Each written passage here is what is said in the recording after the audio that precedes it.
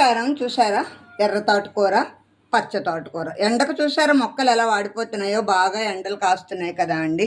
జాగ్రత్తగా ఉండండి. కొబ్బరి నీరు, అందుబాటులో ఉంచుకునే వాటరు, ఎక్కువ మంచినీరు తాగండి. ఆరోగ్యాన్ని కాపాడుకోండి. అమ్మమ్మ అల్పాహారం ఏం చేస్తుంది అనుకుంటున్నారా?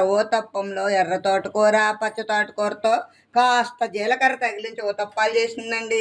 నిన్న పచ్చడి మిగిలిందండి, కొంచెం మళ్ళీ నీరుళ్ళు వేసానండి. నీరుళ్ళు తినేసి పచ్చడి వదిలేశారండి. ఆనపకాయ పచ్చడి అది చాలదని చెప్పి కాస్త ఉసిరికాయ, ఆవకాయ తీసానండి.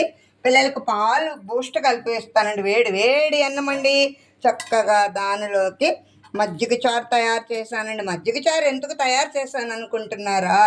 జీడిపప్పు, ములక్కాడ, కోడిగుడ్లు ఇగురు చేశానండి. దానిలోకి నిమ్మకాయ పిండుకుంటే ఆ రుచి చాలా బాగుంటుందండి. కమ్మనైన కుండ పెరగండి. ఫ్లేవర్ చూసారా? మొగ్గ ఇంకా విచ్చుకోలేదు, విచ్చుకుంటుందండి. స్నాక్స్ నిమిత్తం చిప్స్ అండి, పంచదార కొమ్ములండి, బాదం పప్పులు, గుమ్మడి గింజలండి. ఉంటాను. Bye bye. ఎక్కువైపోయింది.